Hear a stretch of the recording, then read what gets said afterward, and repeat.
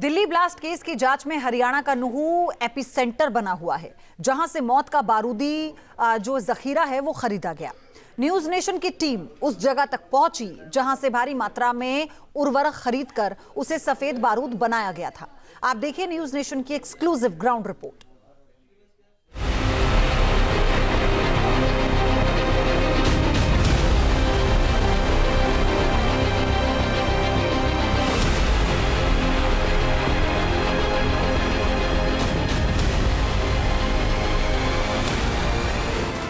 White collar terror module को लेकर ताबड़तोड़ छापेमारी चल रही है, गिरफ्तारियां हो रही हैं और इस ऑपरेशन में हरियाणा का नूह जांच एजेंसियों की हिट लिस्ट में।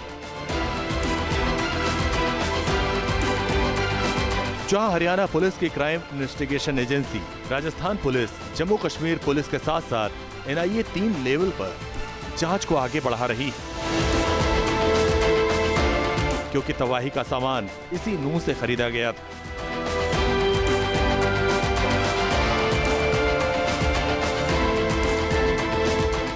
जिला मुख्यालय से लगभग 40 किलोमीटर दूर उर्वरक होलसेल डीलर दिनेश अग्रवाल की गिरफ्तारी के बाद जिले की पुलिस लगातार ऐसे फर्टिलाइजर डीलर के रिकॉर्ड खंगाल रही है, जिन्होंने बड़ी मात्रा में उर्वरक बीते कुछ महीनों में बेचा।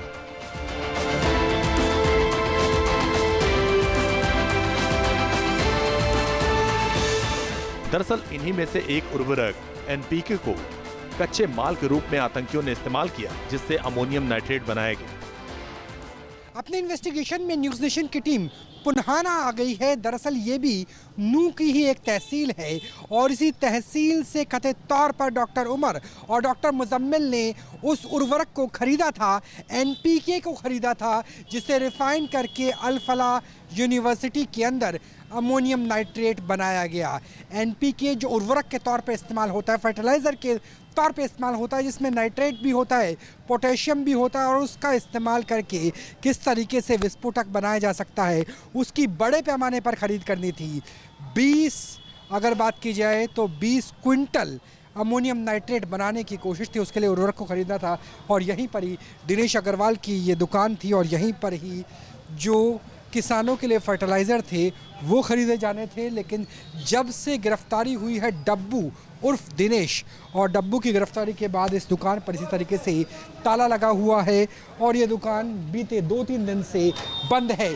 तो अगर सिर्फ नूह जिले की बात करें तो 3 डॉक्टर, 1 इमाम और 1 व्यापारी, और वो व्यापारी फर्टिलाइज़र के दिनेश और डब्बू की गिरफ्तारी हो चुकी है।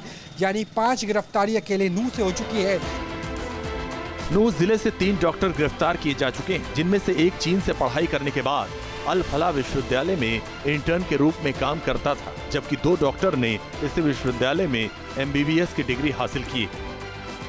ये तीनों आतंकी उमर के साथी थे, जबकि 2 डॉक्टर उमर के सीनियर थे। धरपकड़ लगातार जारी है। जब हमने परिवार से बात करने की कोशिश की तो उन्होंने साफ तौर पर इनकार कर दिया। हम कोशिश करेंगे दोबारा भी एक बार बेल बजा करके कि जितना संभव हो परिवार का पक्ष जान सके, लेकिन यहाँ पर अग्रवाल परिवार कुछ भी कहने के लिए तैयार नहीं है। जब से बेटे दिनेश को पकड़ा गया है तब से कुछ भी वो कहने के लिए तैयार नहीं है, और हम कोशिश करेंगे कि जितना संभव हो उनसे पूछा जा सके। लेकिन देखिए, अपने मल्टीपल लॉक लगाए हुए हैं और बेल बजाने पे भी कोई नहीं आ रहा है। और ये जो दुकान थी ये स्टैंड अलोन दुकान थी और यहीं से ही खरीदारी की गई थी। उमर जो इस वक्त इस दुनिया में नहीं है, दिल्ली ब्लास्ट का मास्टरमाइंड, और उसके अलावा डॉक्टर मुजम्मिल के पास दरअसल इन्फॉर्मेशन आई कैसे? डॉक्टर मुजम्मिल तो जम्मू कश्मीर पुलिस के पास है। इस दुकान की वीडियो बनाई गई हरियाणा पुलिस के द्वारा, नूह पुलिस के द्वारा, और वीडियो में डॉक्टर मुजम्मिल ने कहा कि हाँ, यही वो दुकान है जिस दुकान से उर्वरक को खरीदा गया था। 10 नवंबर की शाम 6:52 पर दिल्ली में धमाका हुआ था।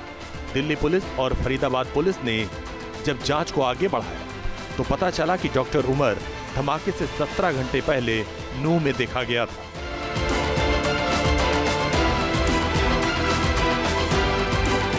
पुलिस सूत्रों के मुताबिक डॉक्टर उमर 9 नवंबर की रात नूह के फिरोजपुर झिरका में पहुंचा था। इसका CCTV वीडियो भी सामने आ चुका है, जिसमें डॉक्टर उमर की I-20 गाड़ी फिरोज झिरका टोल प्लाजा से गुजरते हुए दिख रही है। गाड़ी को फरीदाबाद जिरका के एक ढाबे पर रोका भी गया था। शक तो ये भी है कि नून से ही उसने गाड़ी में विस्फोटक रखे थे। नून से राहुल डबास के साथ टीम न्यूज़ नेशन।